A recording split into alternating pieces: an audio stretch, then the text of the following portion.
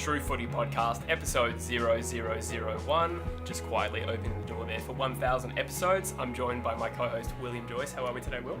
I'm good, thanks. And I want to give a special shout out to the bloke helping us behind the lens today, Daniel Busher. Straight into it. So, cheers, Dan. Thank you. Yes, our sound guy, as you can say, that's how professional we are. We have a sound guy. Yep. He looks kind of like Ron Jeremy, but you should see him. But yeah, anyway. Ron Jeremy from the waist up.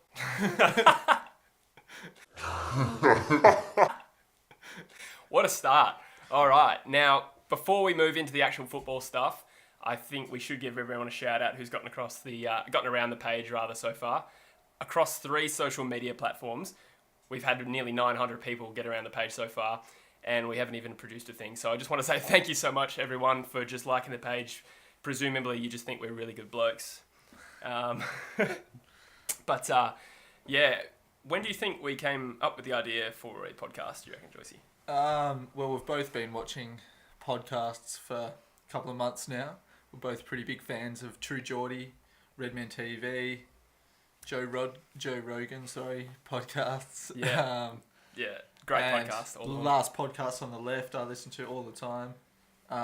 And we talk so much AFL in our personal life that we thought that we could really have a crack at doing an AFL podcast and discussing what we thought was going on in AFL. I mean, everyone we talk to our age, it seems, well, a lot of people we talk to seem to love podcasts, and I thought it's such a good medium. Yeah. Why don't we just try and bottle all the footy talk we do and just give it to everyone else as a little treat? Yeah. It's a pretty good idea. So. And I guess we don't want to talk about just footy, do we? We want to talk about other things that are going on in the world, news, entertainment, movies, couple of cool games coming out that we'd like to talk about. The hotly anticipated Papua New Guinea federal elections are out next week as well, so we'll be fielding bets. Just leave your bets in the comments section. Yeah. Give you some juicy odds That's on that one. Anthony McDonald tipping Woody. But yes, so we should probably now move into what we're here for primarily. And our first podcast, as the title suggests, is going to be a wrap of the recently finished AFL Trade Period. Now, Joycey, you're a big Dockers fan. I am. Maybe we can start off there. Sure. Now, that's all right. Big drama caused by the Gold Coast and Fremantle deal that was done pretty late on deadline day. Yeah. Gold Coast, of course, gave up pick 2 for Lachie Weller. Yeah. And when that first broke, that story, that Fremantle were demanding pick 2 for Lachie Weller, everyone was kind of laughing it off, weren't they? What was your reaction? The first time I heard about it was when you actually sent me a text saying Fremantle demanding pick 2 for Weller. Ha ha ha ha ha. And I was like, wow. Wow. And I knew that was definitely overs for Weller, but I was also kind of glad, I think, as a Freo supporter, that we weren't just sort of caving and being like, all right, we'll let you go for a pick 21 or pick 20 or a late first rounder, which is probably what he's actually worth. Yeah. But the club took a really hard stance, and in the end it paid off. Yeah, you're right. And thanks for calling me out there. Just like 4 minutes into episode 1. But no, I probably deserved it. No, that's true. Now, once we sort of talked about it, I remember you saying, when a player's contracted, the club that doesn't want to let him go has every right to stand there for. That's the power of having a contracted player. Yeah. Market value becomes less important. As you said, his true value was worth probably... I think Gold Coast had like 19 at the time. That was probably close to it. Yeah. Maybe a bit of a sweetener back to Fremantle, but Fremantle stood firm. I think they were offered 3 picks in the 20s. Yeah. And Matera for Weller, which they refused. Yeah. I think that Freo took a really hard line on Weller. We were, by most accounts, happy to hang on to him for another year if we couldn't get pick 2. They're saying this is a weak draft. We apparently saw Weller's talent as the equivalent to a top 8 pick in this year's draft. So, Yeah, I mean, it makes sense, doesn't it? Like, as someone who is pretty into the draft. And, yeah, and I'm sure a lot of people will start getting into the draft now that the draft order's settled for especially the people who are really into their footy. But, I mean, this year's draft probably doesn't have quite the top end talent. So a pick 2 this year is probably not a pick 2, say, the year Christian Petrarca was taken with pick 2. But there are some very solid mids from that 1 to 6 range. Yeah. And now Fremantle have two bites of the apple. So you think they're going to get one player that's probably going to be a future potential A grader. But and let's not forget Lockie Weller's from the Gold Coast, and he wants to play for the Gold Coast Suns. That's hardly ever happened before. Maybe. Which is great for Gold Coast because he's a player they can really build their team around and build their marketing around.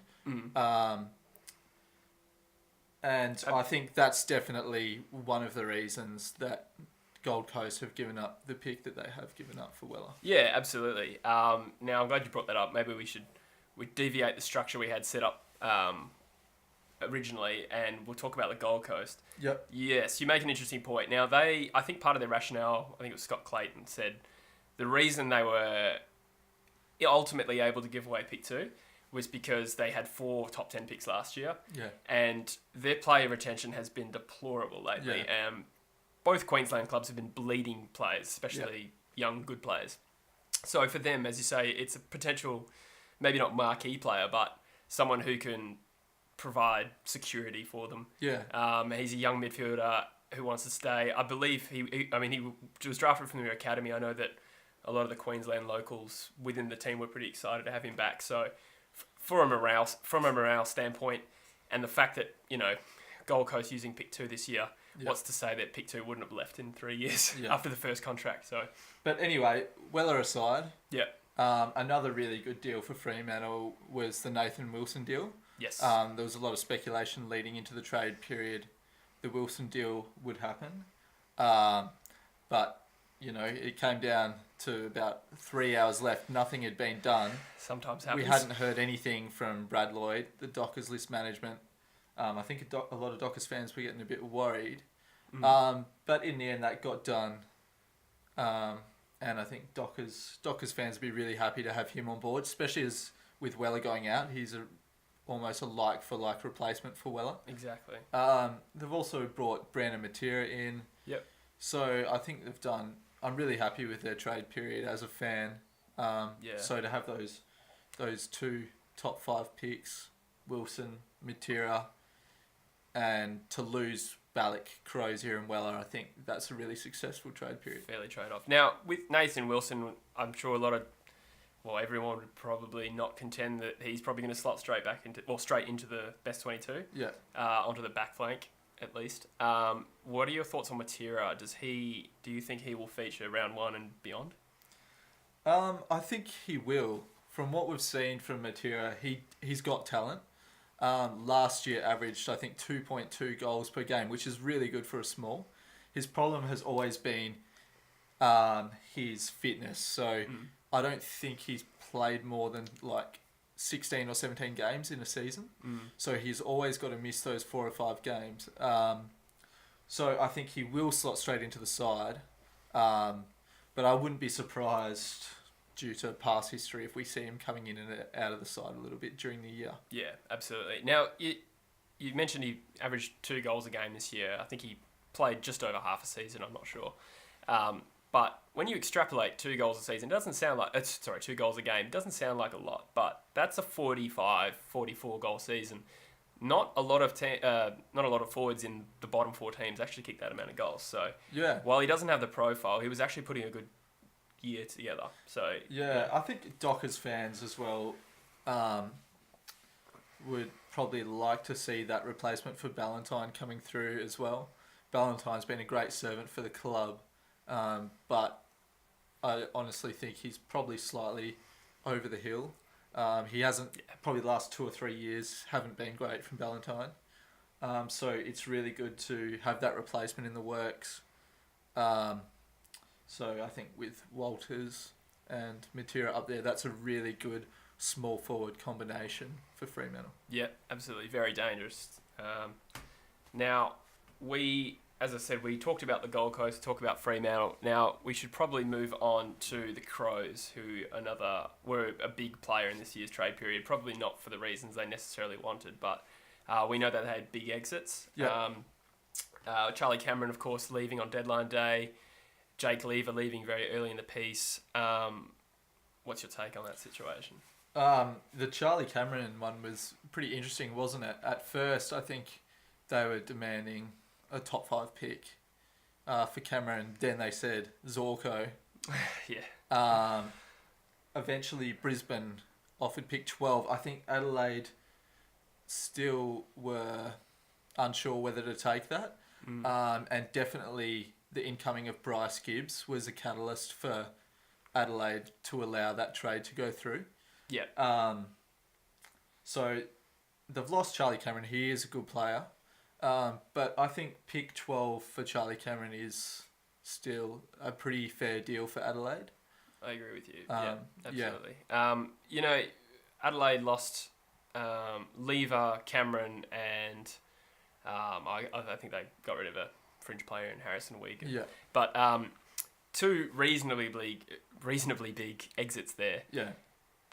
Thing with Jake Lever is, and I don't know if this is a controversial opinion, he has a very big profile for being an excellent third tall defender, which he is. There's no contention there, but I feel like that type of player is replaceable, and I think with 2 first-round draft picks, they're in a very good position to replace him. Yeah, that's my view. There was talk of, I think, Melbourne offering him $850,000 a year, which is a lot of money to throw at a tall defender. He is a good player, but at the end of the day, unless you're Alex Rance or McGovern level, you probably can't have a massive influence from the position he plays, even if he's amazing at it. Exactly, and you argue whether he'd even become one of those lockdown defenders we see McGovern and Rance are, but McGovern especially can sort of more of a rebounding tall defender. Yeah. But Lever's more of a your third tall, and those types of players probably easy to replace in my view. That's the bottom line. In saying that as well, I think it was the right move for Melbourne as well. They've picked up a really, really handy back now. They've got a great spine now, Melbourne. Lever down back, Hogan up front, Gawn in the middle with really good young mids coming through. Yep. Like Viney and Petrarca. And who won the best and fairest again? Oliver, Clayton Oliver, the diver. Just kidding, Melbourne fans. No, they've got a really good young side coming through, and I wouldn't be surprised if this trade is a really influential trade in the future. Absolutely. Now, we've just touched on Melbourne there. Just getting back to Adelaide before we move on. Yep. They paid a pretty high price for Bryce Gibbs. I think it ended up being 10 and 16 and a swap of a few other picks. I thought, I don't know if you agree, that's probably a good deal from their perspective, considering they've just traded in 3 first-rounders across the next 2 years, through 2 from Lever and 1 for Charlie Cameron. I think they were in a position to spend big on a player that they're going to need for another push next year. They've lost 2 best 22 players. Bryce Gibbs will come in and add depth as much as anything. Yeah, I agree. I mean, a few of the supporters weren't happy.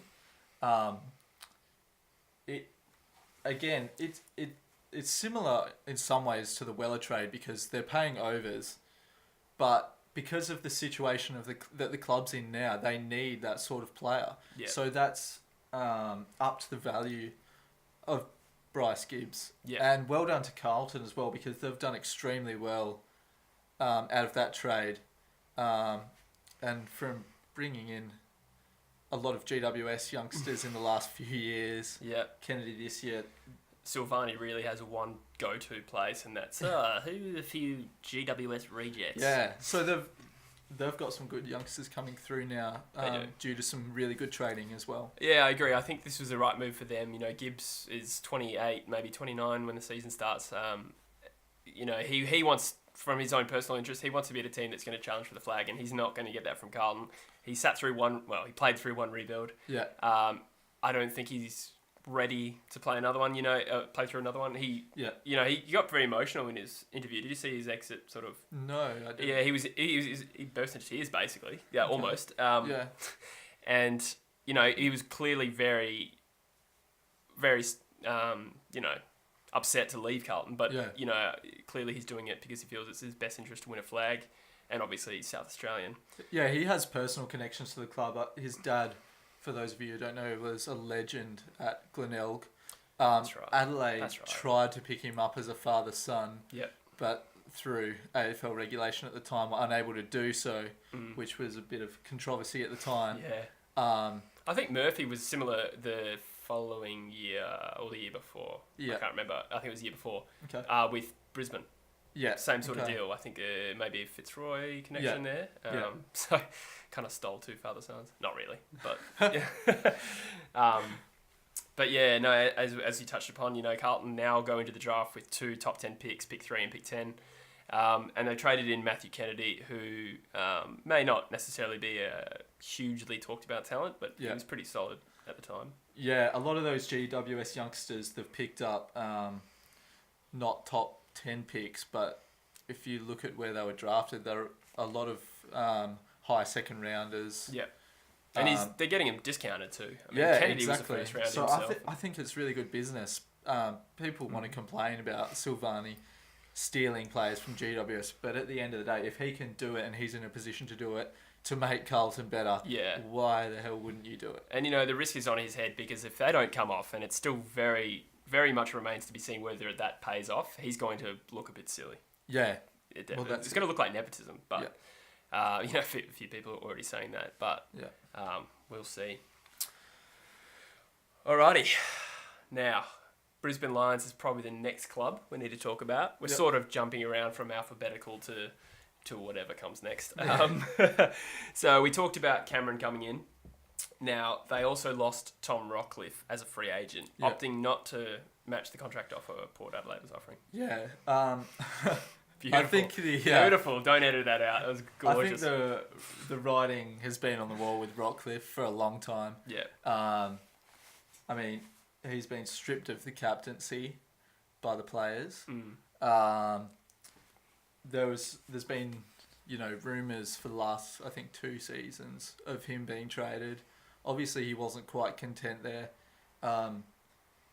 He's a good player as well. So they've lost a good player there in Rockcliffe. Yeah, especially for a side that doesn't boast a lot of talent. And they were prepared to let him go. I think most Brisbane fans will say it was probably because they didn't think it was necessarily value for money to offer him what Port was offering. Yeah. And if the player wants to go, there's a lot to be said for not trying to keep them against their will. So, they could have forced a trade, but in the end they get pick 19, which is pretty good compensation. I don't think Port Adelaide really had anything else to trade. I think their draft position was pretty weak going into the draft, so they get a pick this year instead of a future pick, which Port might have offered. But, so they're losing a bit of depth, but as we know, they had a massive recruiting coup with Luke Hodge agreeing to sign what is presumably a 1-year deal with the Lions. Yeah. No, that's really good for the Lions. He's going to provide some really good experience for all those youngsters coming through, and I think maybe in the last few years that's something they haven't had at the club.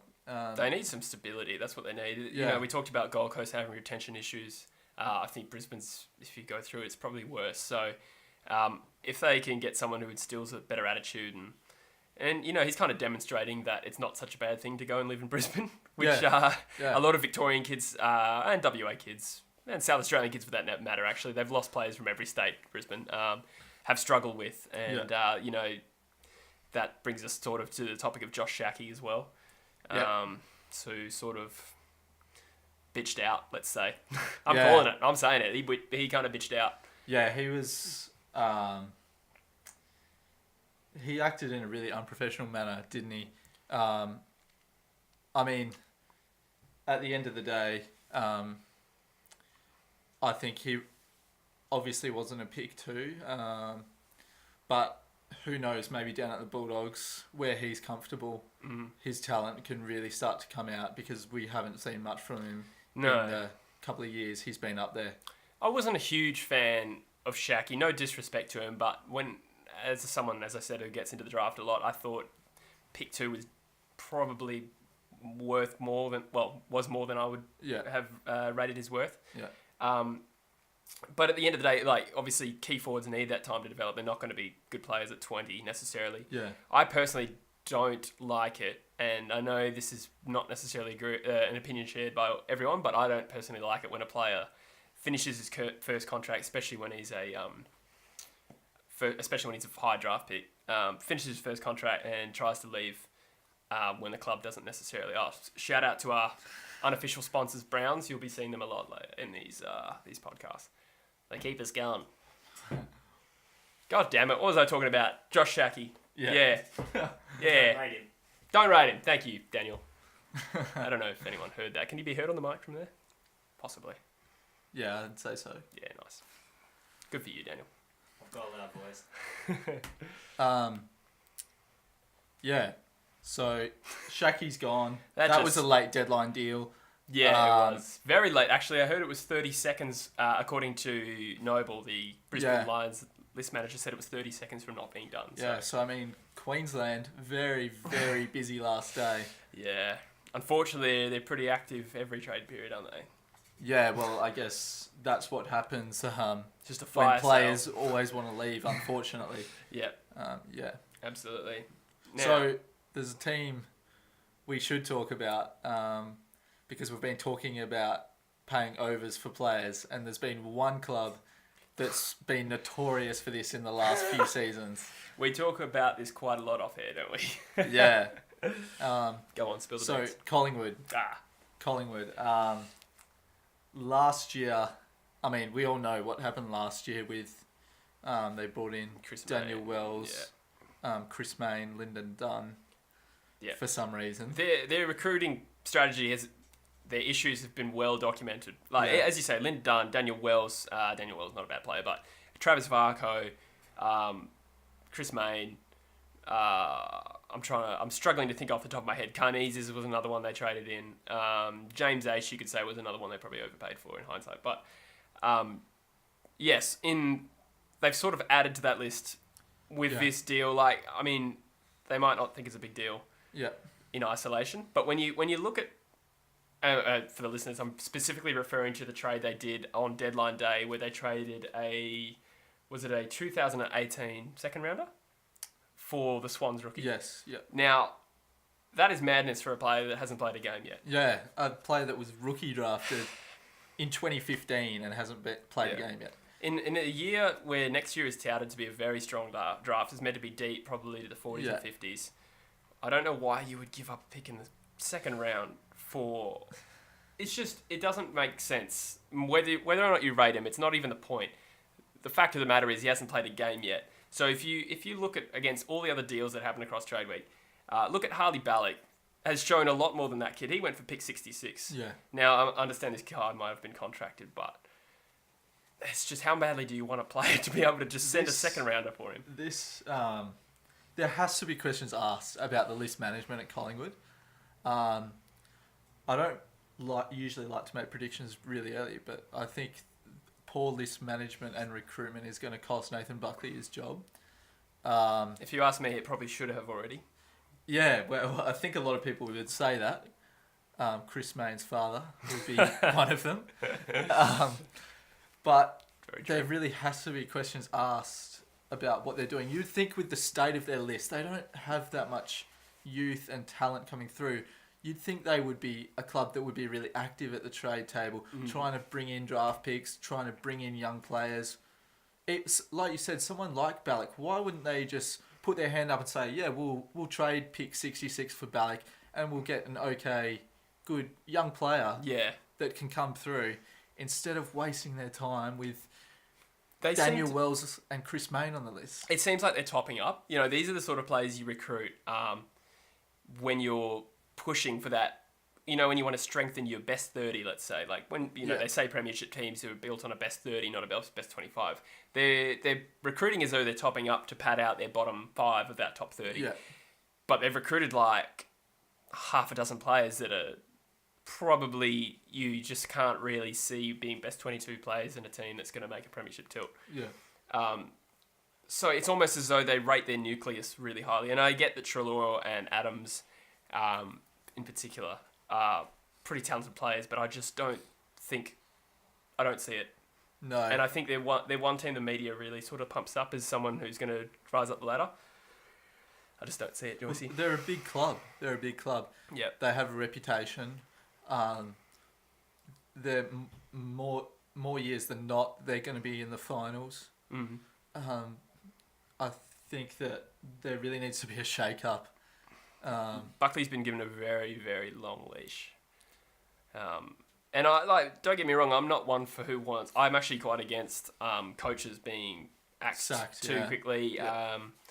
Gold Coast are probably one example who pull the trigger too quickly. Leicester City Football Club, but that's time for another. That's another podcast entirely. There comes to a point where Buckley just hasn't really done anything. Yeah. I think that's 4 years in a row without improvement. What year did he take over from Malthouse? Was it 2011? 11-ish, maybe. Yeah. In 11, they lost the like grand final. So he was definitely there. Malthouse was definitely there. Might have So been I'd say 2012. 12 at a guess, yeah. So he's been there for this Yes, long. Yeah. He's done nothing. Mhm. He's done absolutely nothing. I think the only reason he's been around this long probably is because he's a club legend. Yep. And his status around the club, he demands respect. Yeah. But He may not even be that bad a coach. I mean, his performance is bad. Let's call it what it is. But it's the list management which is probably the most baffling aspect of it. Again, like I said, I think the list management is going to cost him his job. Yeah, exactly. Yeah, well said. Alrighty, now we move to a particularly active team in this year's trade period, the Bombers, getting a lot of attention right now, bringing in 3 players, Devon Smith, Jake Stringer, and Adam Sard. Adam Sard. God, we're so professional. Please like, comment, subscribe. Yes, your thoughts on Essendon's trade activity? I think it was pretty decent, yeah. They've got to be happy with picking Stringer up. A lot of off-field drama, but at the end of the day, that doesn't matter. It's all about how he plays his football, isn't it? Yeah. Devon Smith as well, I think, is a pretty decent pickup. He's good quality player, really good user. Yep. And wasn't quite cracking into that GWS team. He was really the fringe player. Yep. So you can definitely understand his motivations for a move. Yep. And Sard, he's a good runner off halfback. Yeah. So in terms of ins for the now, I think they've done well. Exactly, I agree with you. I think anytime you bring in 3 players that are probably going to be close to your best 22, as provided you don't sell the absolute farm for them, which I'd argue they probably haven't, it's probably a good result. And now they do have a pretty average presence in this year's draft. Their first pick is at 48. Yeah. Next year they will have a first rounder, I believe, but nothing in the second or third rounds. But, the trade-off is they've got 3 established players in, and they still have a year to work around with next year's draft. Is that camera? No, keep it authentic. Yes, so they've still retained their first draft pick next year and 3 players in. I think you can only really give them a tick. Having said that, the media, as they do, tend to sensationalise things. They seem to think that that's shot them into premiership contention. That's probably where I probably would stop short of that. Yeah, I agree. I think because of the circumstances that we all know they've been through, we don't want to go into because everyone's been through that 1,000 times. They've really had to draft players for them now to boost their current list. Yeah. And like you said, they probably don't have heaps of youth coming through. But it's decent. It's not amazing. I think they've got a quite talented list actually, considering what they've been through. Yeah. I could see them being a back end of the 8 challenger Again. for sure. Yeah. I'd imagine with these changes, they'd probably consolidate where they are now. Yeah. I still think. Well, I was going to say I still think that you need a pretty strong best 4 or so to win a flag. But I mean, we're seeing. You would argue they have a strong best 4? No, probably not as strong as other premiership contenders. Maybe not, but I think they've got some really good top end talent. To be honest, I think Joey Danaher, absolute star. They got Heppel. Yeah. They got Zach Merritt, who's a really good young player. He is good. Probably lacks a bit of hurt factor for mine, but don't want to rag on them now. Not time for it. No, he's a very good player, especially for his age. Definitely, no doubt. I was just because I've got a side note for Jesse. What are your thoughts of Orazio, Fantasia, and the package with BT in the same forward line? Oh no. I don't. Do you think Mike picked that question up? That horrendous question. Daniel wants to know Jesse's thoughts on Orazio and the package being in the same side with BT commentates. You must surely be thankful they haven't picked up Sharad Wellingham. Well, the listed free agency period hasn't started yet. So, no, to Bush is alluding to the fact that I'm not a very big Brian Taylor fan. So, yes, I think to answer your question, Daniel, if Brian Taylor's commentating any Essendon games, I will probably have to watch it muted. You know what? I can't sit here and stand for this slander. It's completely grouse, if I'm honest. He really splits people through the middle. Oh, that sounded overtly sexual. That's what she said. He divides opinion, is what I should have said. Yeah. Jesus. Yeah, nah. That took the wind out of my sails. I got nothing to add to that now. BT, you're a legend, mate. Yeah, you're all right. Okay. Moving on from Collingwood. And Essendon. Yeah. We're going to talk about another club that's really going to be pushing as a top side because of their trades this year. Yep, absolutely. So Geelong famously traded back Ablett on the deadline day. Now, again, there's a little bit of tension in the AFL community with some people who thought the Motlop compensation was a bit manufactured. It's probably something Let's be honest. It was. I think it was 100%. Yeah. Well, that's my view too. Yes. Manufactured. I think the AFL loves the narrative. They manufactured narrative. I think Gary Ablett's been very good to the AFL for the AFL brand. True. And they've done him a favour. Yeah. It's good that he's back with his family, obviously, with the issues they've been through. Yeah. But pick 19 for Motlop. How can they justify that? Especially when the AFL owns Gold Coast. So they've pretty much given themselves pick 19. Yeah. See, I guess I got to admit, I don't exactly know the ins and outs of the free agency compensation system. But that's the problem with it. It's not very transparent at all. It is a committee that sits down and based on some very loose criteria, or quite loose criteria, they can make a decision. It's the same sort of system that saw Cutchin cleared to play the grand final. Yeah. We won't go there. Don't get me wrong, Richmond deserved to win the flag. They absolutely trounced Adelaide.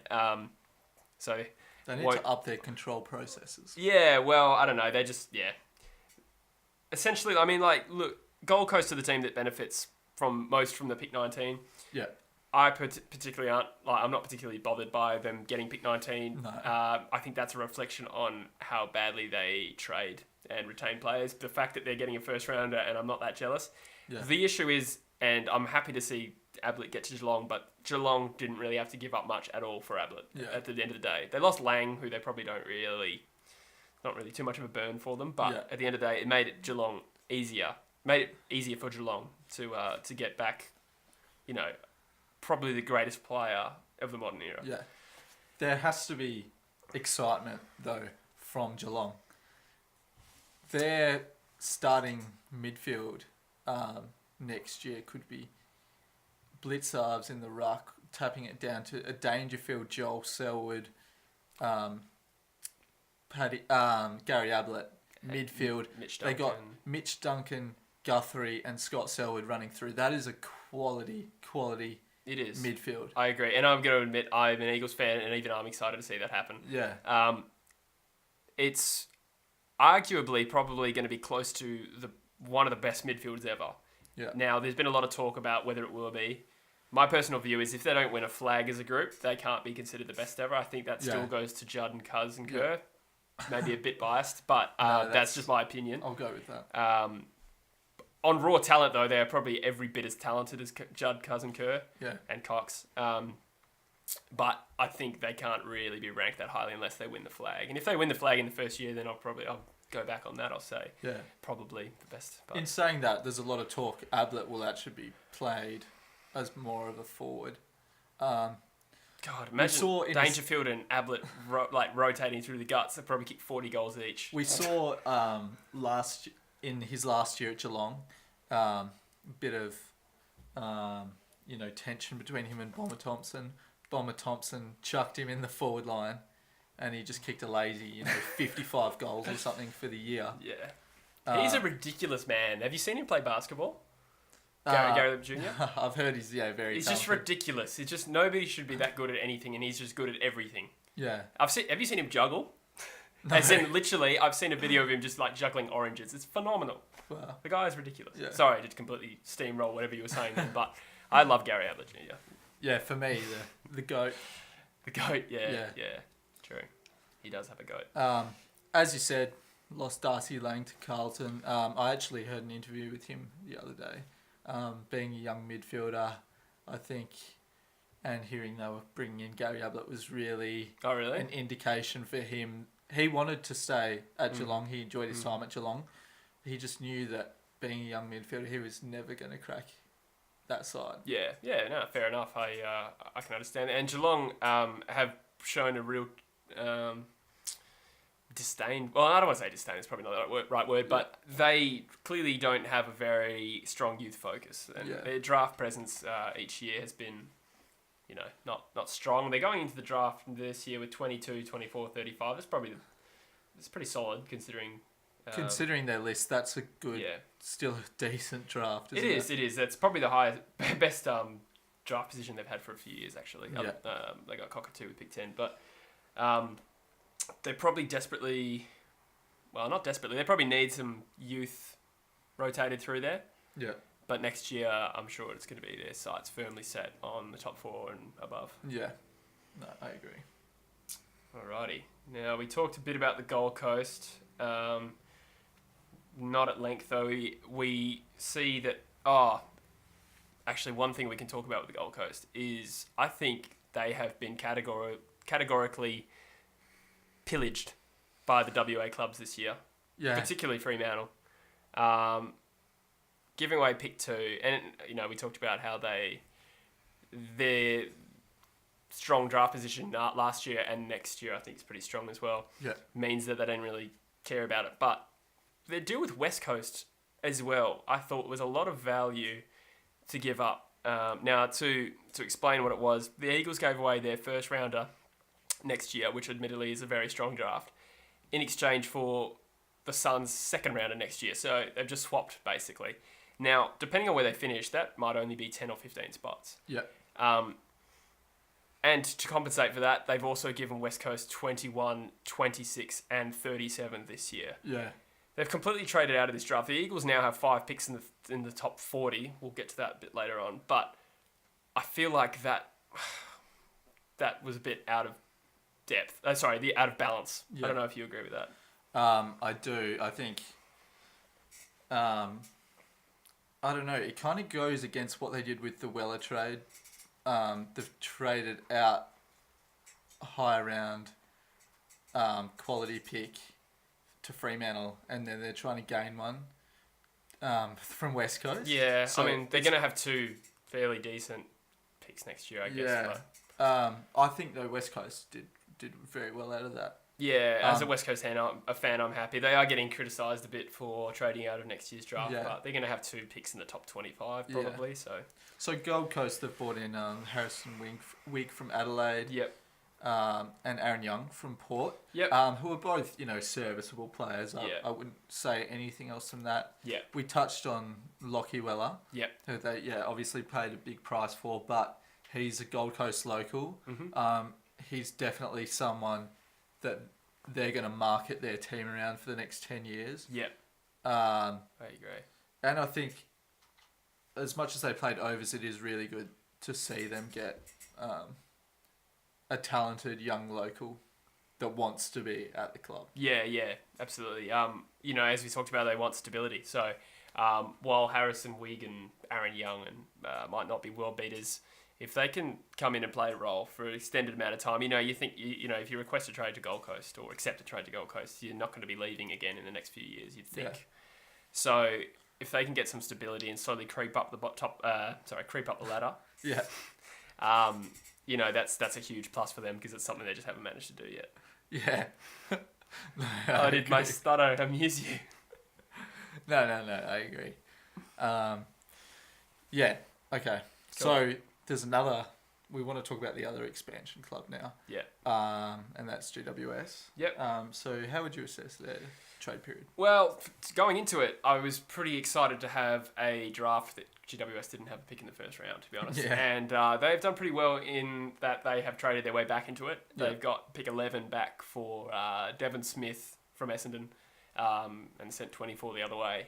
So I like what they're doing. They have lost some talent. They lost Kennedy, Wilson, Devon Smith, Mumford's retiring. Yeah. But what they've done is improve their draft position for the next couple of years. And what that really achieves for them is, obviously they're getting some tight salary cap this year and next year. I think 2019 is the first year they are on a level playing field. Yeah. Don't quote me on that, but I think that's the first year they're back in line with everyone else. But what that does is that spreads out the age. What do you call it? Age spread. Thank you. Thank you. Mr. Harvard over here. The age distribution of their list. And, that's what you want as a side. You don't want all your players to mature at the same time. They're all going to leave for more opportunity. And that's kind of what's happening to them a bit every year. But, if they strengthen they got some academy picks this year as well. So they're going to have a few points to stockpile. And apart from Wilson, they actually haven't really lost anyone that's a guaranteed 22 player. Mumford, they retired today, but yes, Mumford. But he is replaceable with Lob. They've lost Wilson, who's a decent player for them. But again, they're not actually that short on halfback flankers, really. That's true. And Kennedy and Devon Smith, probably real fringe players for GWS. So I don't think they really would have minded. Losing them. So again, GWS, they're in a really good position. They got some good draft picks plus a talented list. It's hard to see them not being a force in the AFL for the next 6 or 7, 8 years. Yeah, I mean, they have gotten pretty close, but been a bit unconvincing when it's mattered most in the finals in the last couple of years. But so until they're actually in the grand final, I probably won't respect them. I just it's more of a tendency to you won't really respect a team until they sort of win one, and then this year I had no respect for Richmond, but credit to them, they absolutely smashed everyone that came at them really in the final. So anyway, moving on. Who have you got now? The Hawks are a pretty interesting one. What did you make of their trade period? They obviously lost Hodge, traded in Jarman Impey. Yeah, I mean, I don't know. Hodge retired. Well, he retired then came out of retirement. And it's not really a loss, is my point. So, exactly. It's not really a loss. They thought they were losing him anyway. They've gained Impey, who's a decent player. He provides good run. And they've brought in picks 43, 68, 75. So, I mean, it's sort of really hard to gauge where Hawks are at. I think they got a lot relying on their talented youngsters in Mitchell and O'Meara. They really need them to come on, and if they don't, I I honestly think they could be in a little bit of trouble. I agree with you. They've really put all their eggs in the Mitchell and O'Meara basket, trading away so many picks for them. This year again, their first pick is 43. They're clearly showing a disdain for the draft. They feel like they can keep topping up. Impey, they traded out their first pick in this year's draft, which was 34, I think it was, for Impey, for a player who's probably not... He's more of a role player rather than your actual real sort of engine room player. Yeah. So, the O'Meara trade gets talked about quite a lot for whether or not it's going to pay off for them. We'll see. But they clearly rate their talent where it is and they want to add...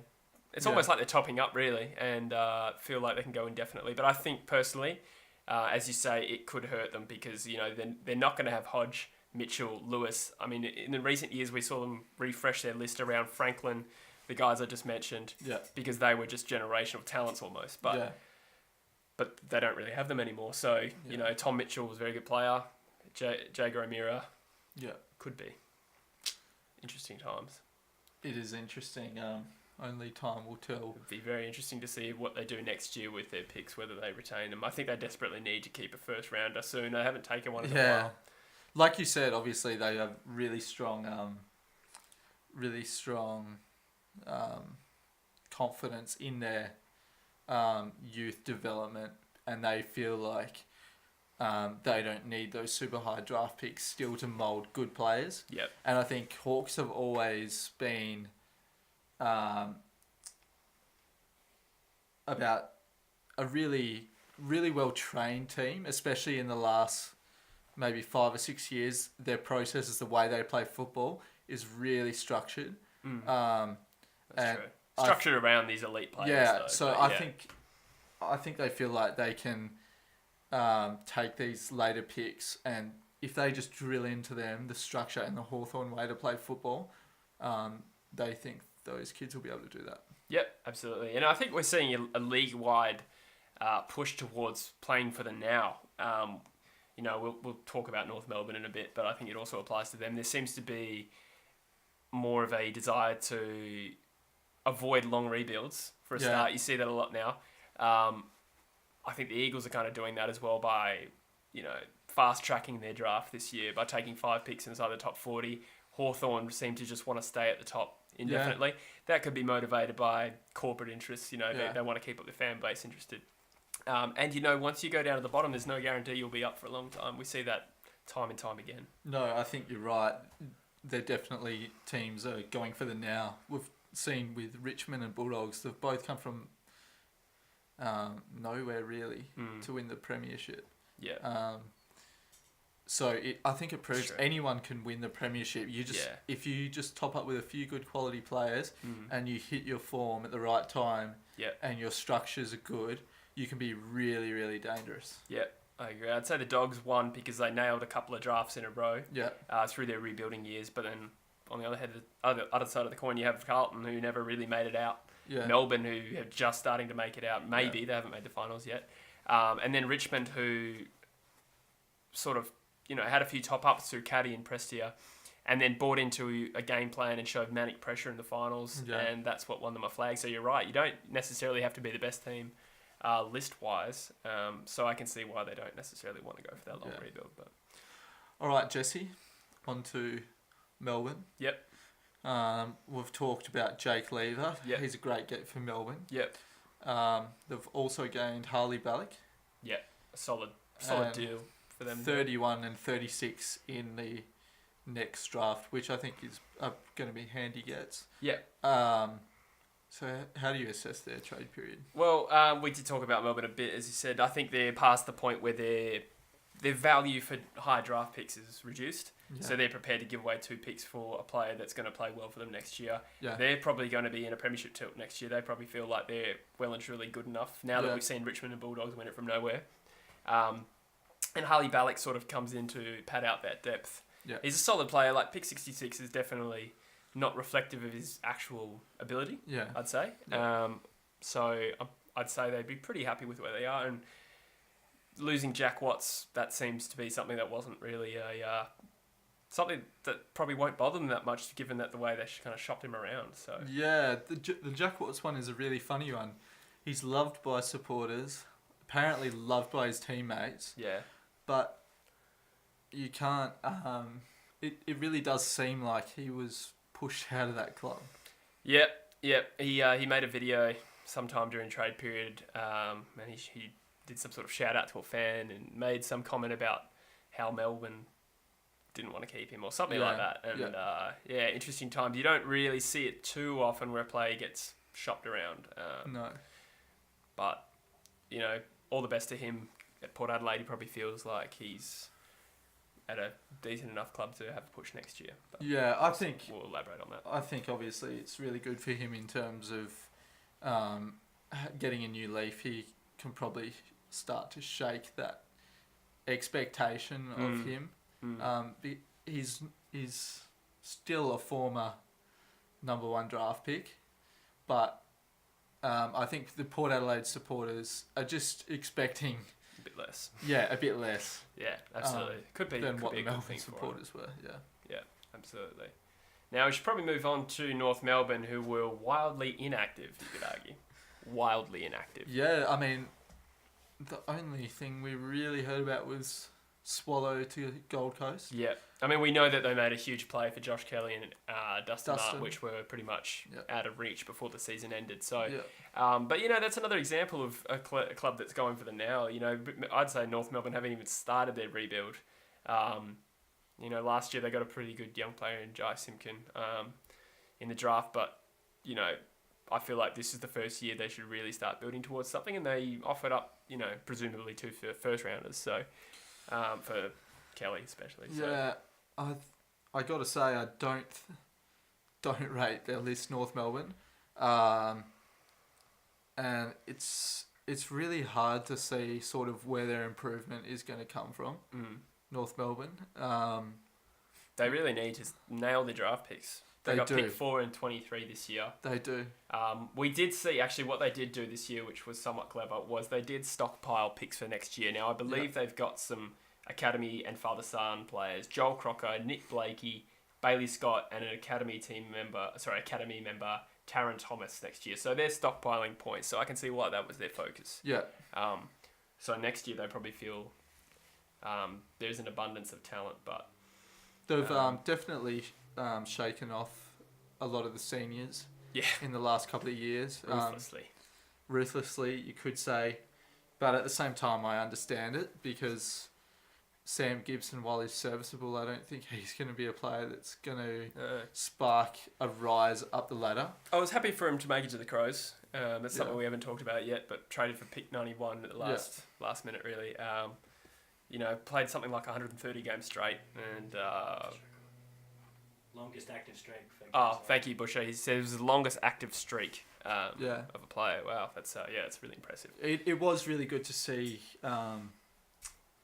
him join Gibbs and the other Crows in the search for Josh Jenkins, who's been missing since the start of the grand final, and no one's seen him. I didn't know where you were going with that, so I was like,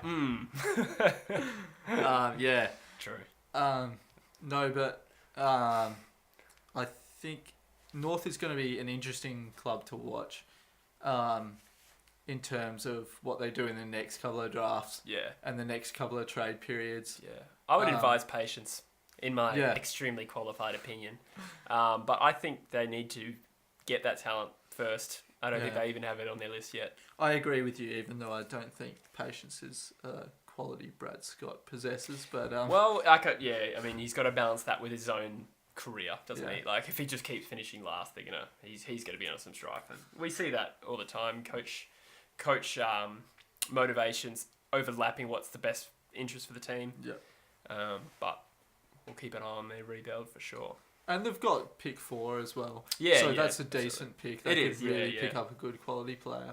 With that, they do need to use it well, definitely. Alrighty, now.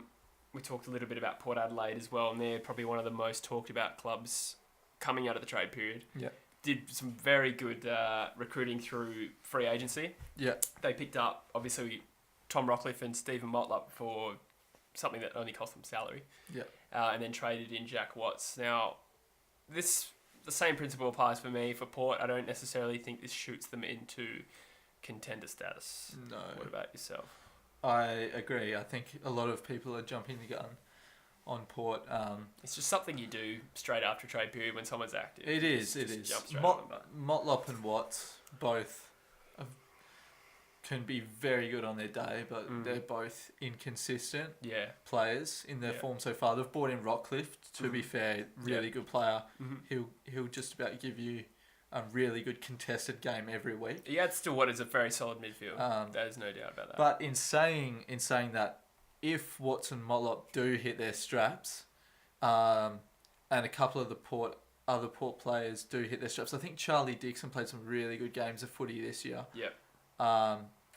I think they could do some damage next year if the stars sort of align. Yeah, absolutely. I mean, we saw they traded out 6 fringe players, you could argue. Or maybe not fringe players, probably some of them a little bit better than fringe players. Yeah. But they lost a bit of depth and don't have a strong presence in this draft. So it's not necessarily all rosy. But then again, I'm sure they'll be overall, I'd give them definitely a passing grade for that trade period. And I think their outs as well, they've done pretty well with their outs. They haven't really lost any of their top quality, apart from maybe Impey.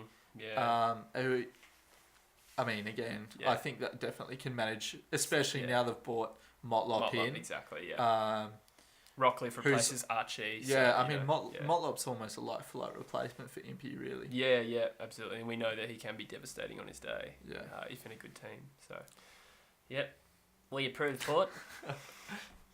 Now, we move on to the Premiers. Now, they were actually, I was a bit surprised by their inactivity this trade period. Usually you see a team that's just won a premiership maybe sort of look to how they can consolidate and load up and not fall behind. But all they really did was swap one of their first rounders for a couple of picks in the 20s just to improve their draft position. So, what do you think? I'm not really surprised that they weren't that active, considering they've just won the premiership. Yeah.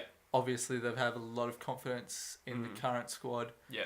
I thought they could improve their bottom 6. Yeah, I do agree. But again, I think they're very happy with their squad. And I think that's what reflected in trade period, which is why they were pretty inactive, really. Yeah. I mean, they had 3 picks in the top 25. They're it's not like they're totally irrelevant to this off-season, definitely. I thought, honestly, they would have more of a interest in Stringer because, they've been linked to needing a second tall for many years now. I agree. Apparently, they're always into Jack Darling every off-season. I guess it came down to maybe personal issues they didn't want. Oh, well, I'm glad someone is. No. I meant with Stringer, not Darling. Darling's all right. He's a gun. No. I think, they've done pretty well, but solid mark. I think the next club we're going to look at, though, they've been called the losers of the trade period. Have they?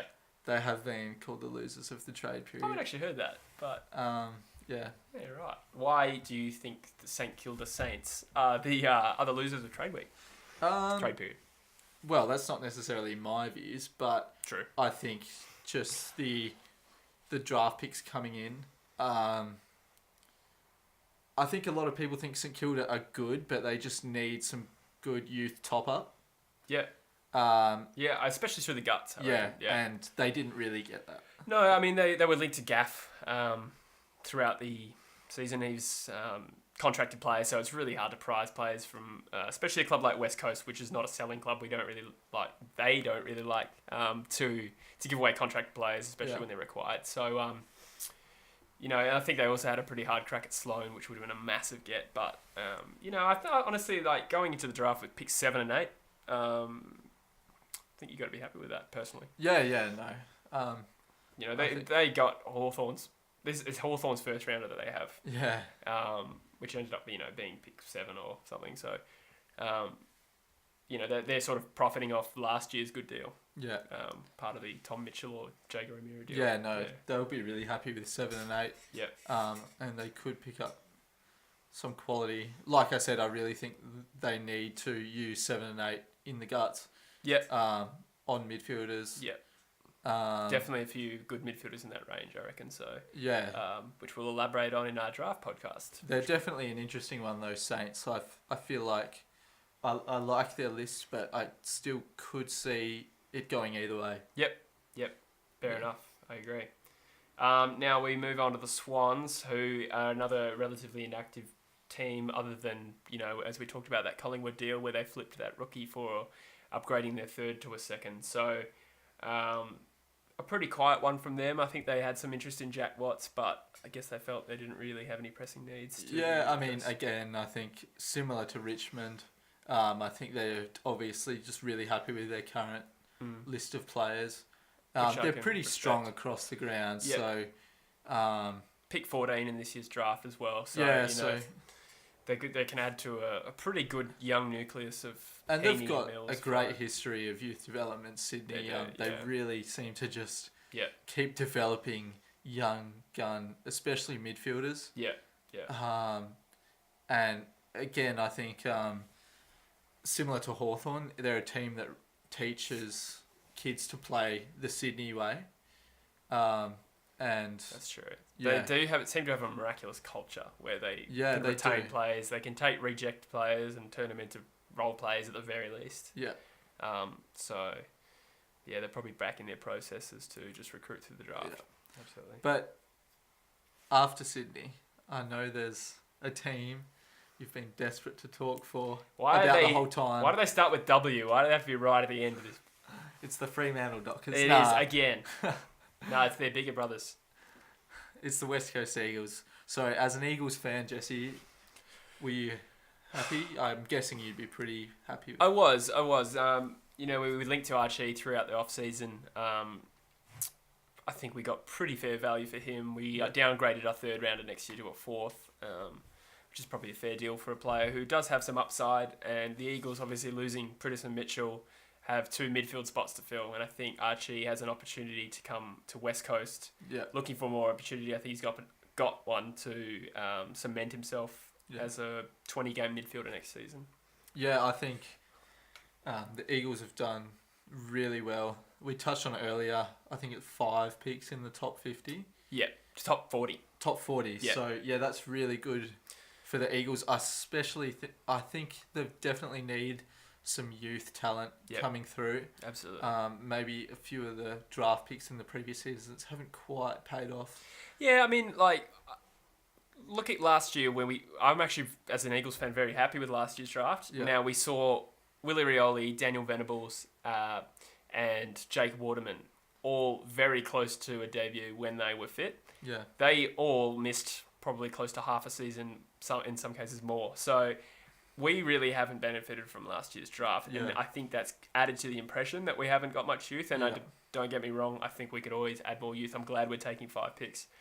But I think next year we're almost getting 2 years worth of draftees through Venables. I expect to play round 1. Same with Rioli and Waterman not far behind. So you think that the Eagles 2018 is going to be quite a different team to the Eagles 2017? It's definitely the way that it was talked about. Once Simpson started losing a few games towards the end of the year, the noise really started to happen about making changes. Now, we didn't really see it happen on field as we started winning games. As we sort of made the finals and played finals, the focus really went to experience, and I can understand that. But next year, I think there's got to be moves made.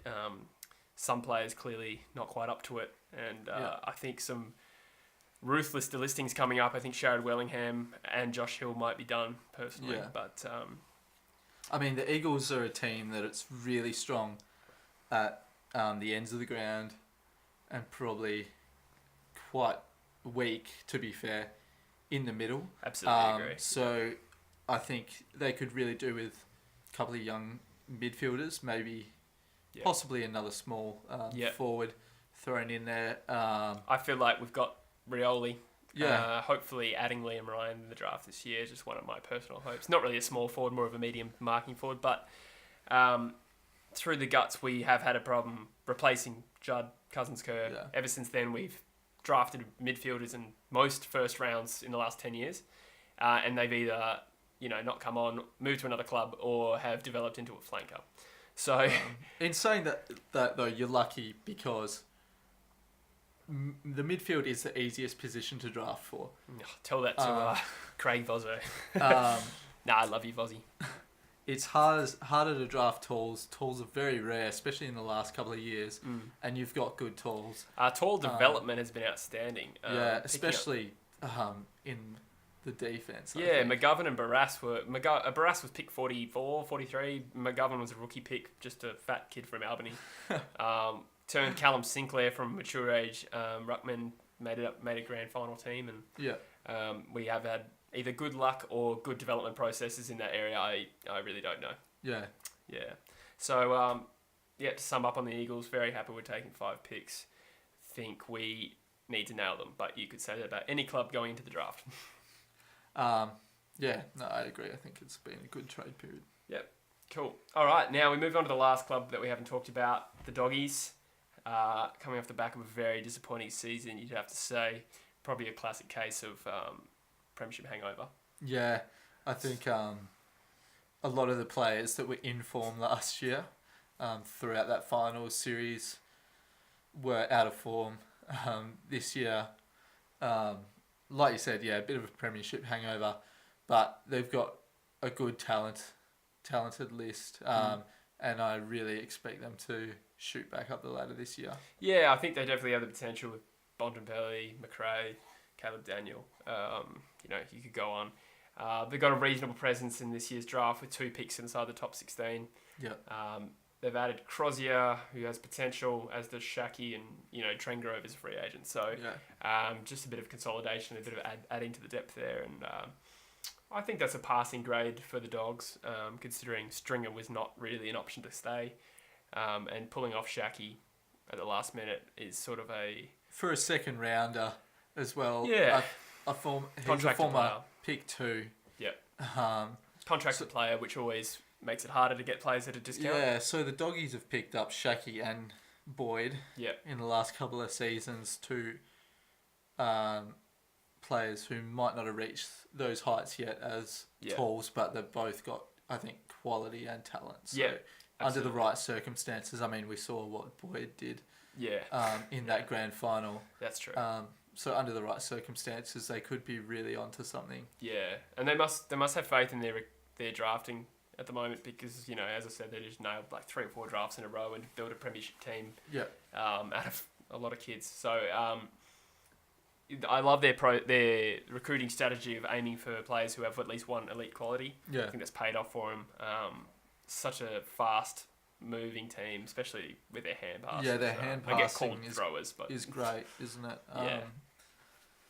They're going to be up there next year. Yeah, wouldn't mind seeing that actually, as long as it's one below West Coast. Yeah. All right. Well, that brings us to the end of all the clubs individually. Closing remarks? No. Do you think there was a winner at a trade week? I think it's always too early to call. Time will tell. Yeah. I think as a Freo supporter, I'm very happy with Fremantle's trade period. Yeah. I think Port Adelaide's a big one that time will tell, but they've definitely brought some players in that if those players hit form, they could really do some damage. I think Essendon have done all right out of the draft period as well. The Eagles have done all right out of the draft period. I think the Eagles were pretty shrewd personally with their trading, but whether you could say they're a major winner, they have to nail the draft to be able to considered a winner. But if they blow all their picks, then they're going to look like idiots. But I am quietly confident, and very exciting times for both WA clubs heading into the draft, because obviously Fremantle have 2 picks in the top 5, and we, as we said, have 5 picks in the top 40. So I'm already well and truly into my recruiter phase. Yeah, I've got an Excel spreadsheet. You should see it. It's beautiful, color code and everything. So I'm such a nerd. For all of you, next couple of episodes, we'd like to do a draft. Couple of draft episodes, maybe a analysis of the draft before it happens, and then a reaction to the draft. I think, Jesse, you've been preparing your mock draft. I have a rolling mock draft when I'm at uni. Instead of paying attention to the lectures, I am researching the draft. I can attest to that. Yes. Butcher and I go to uni together, obviously. So very excited already. Yeah. No. I actually think draft day is like Christmas Day. Yeah, no, draft day is very exciting. Not overly healthy. Very exciting, especially for the WA teams this year. Yeah. For our teams, you guys got a lot of picks in the top 40. I think We've got 2 and 5. Yeah. I think draft day is going to get even more dynamic next year with talk about draft day trading coming in. Yeah. That's going to get very complicated for the stay-at-home fan. It's going to be great, I think, for the stay-at-home fan because it's going to be a really just action-packed. It will be. It'll be great to watch on television. Yeah. Yeah, like Daniel says, it's like the NBA or the Premier League. True. True. Yeah. But Exciting times. I guess we'll see what happens with that. Yeah, absolutely. All right, now it's probably time to wrap this up. I have no idea how long we've been talking. That feels like a long time. Very sweaty. But that's just what talking about footy does to me. So just as a closing, I do want to say thank you for watching, those who did. We probably only have one person still watching. It's probably my dad. G'day, Dad. And hope you enjoyed it. If you have anything you want us to talk about in future videos, definitely leave us a comment, as well as your tips for the Papua New Guinea federal elections. Next time you'll see us is probably right before the draft, unless we think of something else we can talk about before then. But we've got exams, so... And if you've got any questions or anything you'd like us to talk about or ask, you can email us at the True Footy Podcast at Gmail. Yes, Yep, the .com. easiest one. Absolutely. So, ask some questions, guys, and we'll do our best to answer you. Or Busher will do his best with his pearls of wisdom. Yeah. All donations of tripods will be accepted. My arm hurts after standing. Yes, Busher has been a trooper. He's got a very strong right arm, he tells me. I don't know where that's from, but he's been a trooper holding up the camera. You could have put it down, mate, but no, I appreciate it. No, thanks very much. And just to finish off on a very cliche way that all YouTubers do, if you could like, comment, and subscribe, it would really help us out. We'll see you next time.